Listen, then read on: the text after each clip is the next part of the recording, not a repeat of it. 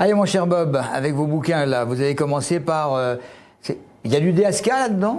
Et oui, il y a un personnage étrange qui a des initiales DSK, et alors on ne nous dit jamais ce que ça veut dire, donc on reste un peu sur notre faim, mais on se doute un petit peu. Le pitch est assez génial de ce côté-là. Vous vous souvenez que j'étais venu déjà vous parler d'un bouquin de cette série-là, de L'Embaumeur. Ouais. C'était Ainsi fut-il, écrit par Hervé Sarr, et l'idée de départ, c'était donc Sébastien Mousse, qui est embaumeur lui-même, il est donc thanatopracteur, fêlé de polar, et il s'est dit, je vais créer ma propre collection, donc il s'est improvisé éditeur. Il a fait appel à des épées, hein, comme on dit, des sacrés bons écrivains, en leur demandant de mettre en scène ce personnage donc de Luc Mandoline, qui est thanatopracteur. Et il en est au je ne sais plus combien, déjà 6-7e polar. Et là, Maxime Gilliot, qui est bien connu, qui a une œuvre déjà à part entière avec des romans noirs ou alors des romans complètement déjantés, voire même les deux à la fois, ça s'y prêtait bien en fait, parce que là, voilà, Luc Mandoline, thanatopracteur et qui mène des enquêtes. Donc voilà, ça se passe à Anvers.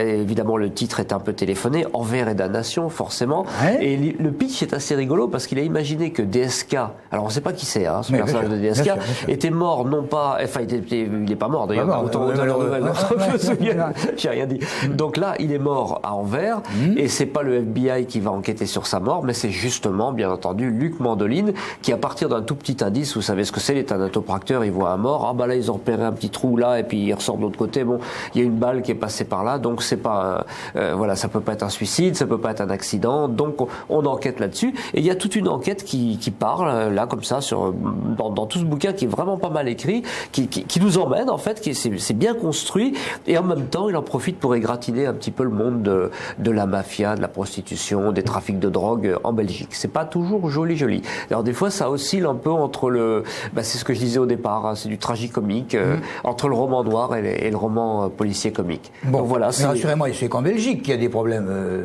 politico-mafioso. Non, mais DSK, il aurait pu prendre n'importe quoi comme initial. Donc je préfère rien dire à ce niveau-là, je m'arrête. De toute façon, il y a une critique que vous avez évidemment lue, là, qui pose évidemment le problème, en disant que la recette de votre embaumeur, c'est de l'action violente, du sexe sauvage et de l'humour gras et noir. L'humour n'est pas toujours gras, le sexe peut être assez sauvage par moments, oui.